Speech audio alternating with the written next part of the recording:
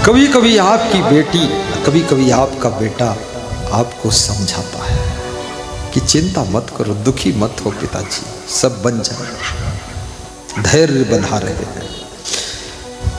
बेटी के शब्द पिता के मन के ऊपर असर करते हैं। पिता मंद मंद मुस्कुराने लगा कि बेटी तू कहती है तो मैं चिंता तो छोड़ दूंगा, लेकिन तेरी शादी कैसे होगी? अरे पिताजी, इस देश का जो राजा है वो कविता सुनने का रसिक है, जाओ वहाँ कविता सुनाओ। वो कविता सुनता है तो कुछ स्वर्ण मुद्रा दान देता है, ले आओ। ब्राह्मण पिता बोला मेरे को कविता बनाना भी नहीं आता है, ये कविता का झंझट, ये कविता हर व्यक्ति नहीं रच सकता है। कविता रचने का जिनका संस्कार है वो कविता ही रच देते हैं। हमारे साथ में 2-3 संत है, वो बहुत कविता रचता है, एक तो बहुत ही रच देता है और हर बात पे रच देता है। उसको जो मैं इशारा दे दूँ रच देता है। मैंने कहा एक कविता बना दो कि चले आ रहे हैं गुरुजी धीरे धीरे, तो इस पर भी बना दिया उसने।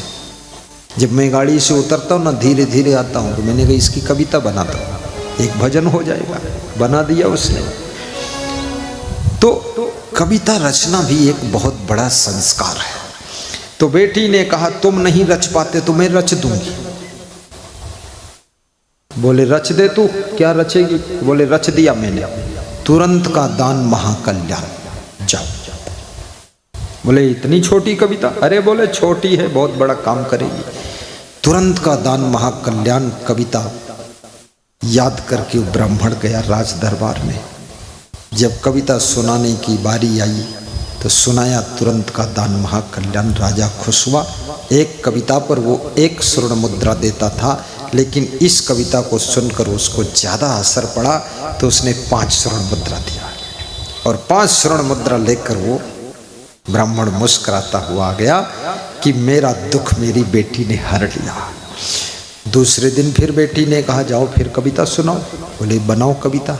तो उसने फिर बनाया तुरंत का दान महाकल्याण। बोले ये तो वही है? बोले वही है, वही ठीक है। बोले सूरज वही रहता तो रोज नमस्कार करते लोग कि नहीं करते? चंद्रमा वही रहता, धरती वही रहती, हवा वही रहती, चलो जाओ तो वही सुनाओ।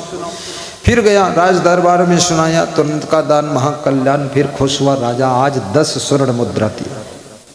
ब्राह्मण खुश होकर के आ गया। लेकिन याद रखना, खुशी में दुख भी कहीं से पैदा हो सकता है। जो वहाँ और कविश्वर लोग बैठे थे उनको ईर्ष्या हो गई, जलन हो गई कि अरे इतनी छोटी कविता सुनाता है, 2 दिन से वही कविता सुना रहा है। और 5 स्वर्ण मुद्रा फर्स्ट दिन ले गया, सेकंड दिन 10 स्वर्ण मुद्रा ले गया। हम लोग 10-10 लाइन की लंबी लंबी कविता रचते हैं, 1 स्वर्ण मुद्रा मिलती है। इस ब्राह्मण की ऐसी की तैसी देखता हूँ, इसको किधर क्या करूँ। लोग जलने वाले बहुत। ब्राह्मण के पीछे पड़ गए। राजा से चुगलखोर मिले, जाकर राजा से बोले ये ब्राह्मण रोज सुनाता तुरंत का दान महाकल्याण, आने तो इसको देखो, पूछो इस कविता का अर्थ क्या है। और अर्थ ना बता पाए जेल में डाल दो, ढोंग मचाता है, तुरंत का दान महाकल्याण बताता है। तीसरे दिन ब्राह्मण गया, बेटी ने कहा यही कविता फिर सुनाना, सुना दिया तुरंत का दान महाकल्याण। राजा ने कहा इसका अर्थ बताओ, अर्थ नहीं बताओगे तो जेल में डालूंगा तुम्हें। अरे ब्राह्मण की सारी खुशी में रंग में भंग हो गया। फिर टेंशन बढ़ गई, ये लफड़ा कहा। और ईर्ष्यालुओं ने, झरसुआ लोगों ने, जलने वालों ने, इसलिए जलने वालों से सावधान रहिए, ईर्ष्या करने वालों से सावधान रहिए। ये लोग कहीं ना कहीं तुमको फंसा देंगे, उलझा देंगे, चक्र में डाल देंगे। डाल दिया चक्र में। एक कवि को कितने लोगों ने डाला। ब्राह्मण धैर्य रखा, बोला कि कल मैं अर्थ बता दूंगा, आज तो आप कविता सुनने का दक्षिणा दीजिए, कल अर्थ बताऊंगा। तो फिर 15 मुद्रा दिया और जलन बढ़ गई सबको। अरे 15 ले गया भैया। ये जेल तो गए ही नहीं, कुछ और खेल हो गया, 15 पा गया। घर पहुंचा, उदास था, दुखी था। तो बेटी ने पूछा क्या हुआ? बेटी ने पूछा आज उदास क्यों पिताजी, कुछ मिला नहीं क्या? बोले आज तो 15 मुद्रा मिली बेटी, लेकिन आज दुख ये है कल जेल जाना पड़ेगा। जेल जाना पड़ेगा? क्यों? बोले राजा ने अर्थ पूछा है इस कविता का और अर्थ मालूम नहीं। तो बेटी ने कहा अर्थ में बताऊंगी, तुम टेंशन क्यों लेते हो, कविता मैंने बनाया तो अर्थ में बता दो, तुम जाओ हंसो, हा हा हा, खीर पूड़ी खाओ। बेटियां अच्छी हो तो पिता को हंसना आता है, और बेटियां गड़बड़ हो तो पिता को रोना आता है, और बेटे टॉप के हो तो माँ बाप को खुशियां भर जाती हैं, और बेटे अगर गड़बड़ है तो माँ बाप को बहुत रोना पड़ता है। इसलिए बेटी और बेटों की जिम्मेदारी है माँ को ठहाका मारकर बाप को खुशियों से भर देना चाहिए। तालियां जोर नहीं बजाते हो, बाप को रुलाना है क्या? बस, लेकिन बाप भी ऐसा होना चाहिए कि बेटी और बेटे की अच्छी सलाह को मान ले। ये बेटी की सलाह बाप मान रहा तभी खुशी बढ़ रही, अच्छी सलाह मानते नहीं हो, तुम समझते हो मैं बाप हूँ, बाप नहीं हो तुम पाप हो। अरे बेटा है, लेकिन बेटा बुद्धिमान अगर है तो उसकी सलाह क्यों नहीं मानते हो? सलाह तो मान लेना चाहिए, उचित सलाह मान लो। बेटी ने कहा आप पिताजी जाइए और बता देना राजा साहेब, इस कविता का अर्थ अगर देखना है तो शाम को 4 बजे राज दरबार का जो बगीचा है उसमें जाएं, और वहां पर एक विमान लेकर देवता आएंगे, उस विमान पर बैठना पड़ेगा, और विमान ले जाकर के इस कविता का अर्थ दिखा देगा। फिर अगले दिन पहुंचा वो ब्राह्मण, कविता सुनाया, तुरंत का दान महाकल्याण। राजा ने कहा अर्थ बताओ, बोले अर्थ शाम को 4 बजे बगीचे में मिलेगा, वहां चलिए विमान आएगा। राजा ने 20 स्वर्ण मुद्रा दिया, शाम को बगीचे में गया, 4 बजे विमान उतरा आकाश से, उसमें राजा साहब से पूछा देवताओं ने, आप तुरंत का दान महाकल्याण का अर्थ जानने के लिए आए हैं, आप ही है राजा? जी हाँ, चलो बैठो फटाफट विमान में। राजा अकेले बैठ गया, बोला कोई साथी ले लूं, मंत्री मिनिस्टर है? वहां साथी नहीं जा सकते हैं, तुम ही अकेले चलोगे।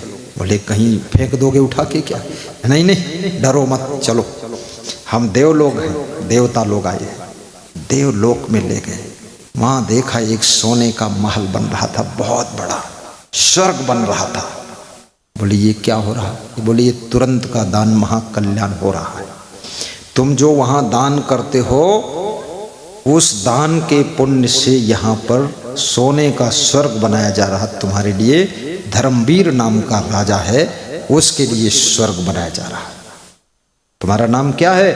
बोले धर्मवीर। बोले तुम्हारे लिए स्वर्ग बन रहा। राजा बड़ा खुश हुआ, मोड़ हिलाया, मुस्कुराया कि वाह हमारे लिए बढ़िया स्वर्ग बन रहा, आऊँगा यहाँ रहूँगा।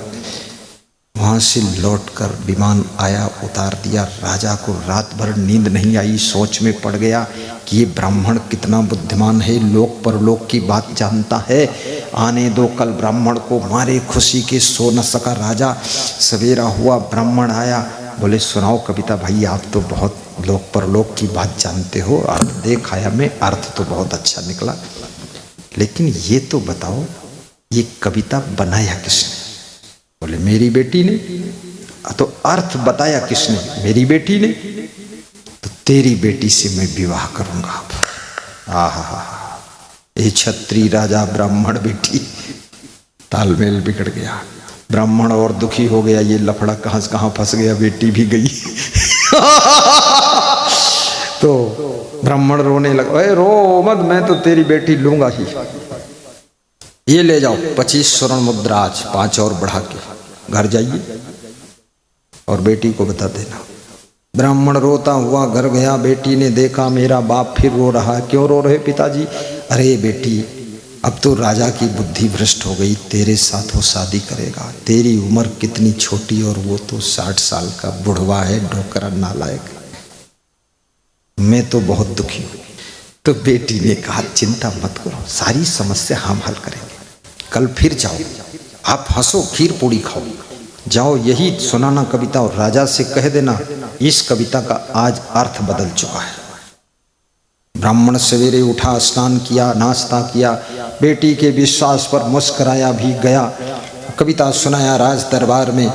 राजा ने कहा लो बेटी को नहीं लाए तुम, बोले बेटी ने आने से मना कर दिया और उसने ये भी बता दिया आज की कविता का अर्थ बदल चुका है, शाम को 4 बजे बगीचा जाइए और वहाँ पर कविता का अर्थ देख लीजिए, विमान फिर आएगा।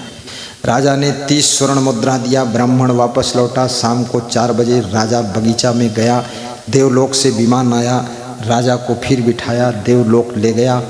देखा जो स्वर्ण महल बन रहा था, स्वर्ग बन रहा था, उसको लाखों मजदूर हथौड़ा से तोड़ रहे हैं और वहां पर बहुत बड़ा नरक का गड्ढा खोदा जा रहा है। राजा ने कि क्या हुआ, ये तो कल बन रहा था, आज तोड़ा जा रहा गड्ढा को। बोले अब यहाँ बड़ा नरक खोदा जाएगा, स्पेशल नरक। वो जो धर्मवीर राजा था उसके अधर्म की बुद्धि हो गई है, एक ब्राह्मण की कन्या से जबरदस्ती शादी करना चाहता है, इसलिए उसको इस नरक में अब डाला जाए। अरे राजा के रोंगटे कांप गए, डर गया, घबरा गया, बोले जल्दी ले चलो मुझे नीचे। विमान आया, नीचे छोड़ दिया। राजा को रात भर फिर नींद नहीं आई, टेंशन हो गई कि अरे नरक में डाला जाऊंगा, क्या दशा होगी मेरी। यमदूत खूब कूटेंगे मुझको, मुकदरों से मारेंगे, आग में जलाएंगे, भट्टी में सेंक देंगे। राजा सवेरा हुआ, तैयार हो गया राज दरबार में। बेटी ने ब्राह्मण से कहा पिताजी फिर जाओ यही कविता सुनाओ और कह देना कि राजा साहब क्या हुआ, पूछ लेना। ब्राह्मण गया, उसने कविता सुनाया, तुरंत का दान महाकल्याण। राजा ने कहा माफ करना, जितना धन लगेगा 1 लाख 2 लाख सब मैं दूंगा, तेरी जहां इच्छा हो अपनी बेटी का विवाह कर और तेरी बेटी के पैर छूकर मैं क्षमा मांगूंगा। मेरा बुद्धि इतना भ्रष्ट हुआ, मैं सब देख आया। अब जो अन्य कवि थे ईर्ष्या करते थे, जलन करते थे, उनको और टेंशन हो गई कि अरे नालायक अब तो पूरे धन पा गया, हमारा तो बर्बाद हो गया, एक ही कविता से कमाल हो गया इसका तो सर। राजा ने कहा तेरा मकान भी बना दूंगा, सब कुछ दे दूंगा, लेकिन मेरे को इस पाप से बचा, मैं तेरी बेटी पर गलत नजर नहीं रखूंगा। ब्राह्मण हंसता हुआ आया, बेटी को सुनाया समाचार कि ऐसा ऐसा हुआ। बेटी ने कहा सो जाओ, सवेरे जाइए फिर कविता सुनाइए और राजा से कहिए फिर अर्थ बदल चुका है, राजा जाकर देख ले। 4 बजे शाम को बगीचे में ब्राह्मण सवेरे गया, कविता सुनाया, राजा बगीचे में गया अर्थ देखने के लिए। विमान आया, देवताओं ने बिठाया, स्वर्गलोक लेकर गए। वहाँ देखा कि वो सब गड्ढा को पाटा जा रहा है और वहाँ फिर से स्वर्ण का महल स्वर्ग बन रहा है। राजा ने कहा क्या बात, तो यमराज ने कहा कि वो राजा की बुद्धि सुधर गई रात भर में, इसलिए फिर से स्वर्ग की रचना हो रही है, अब राजा यहीं सुख से रखा जाएगा।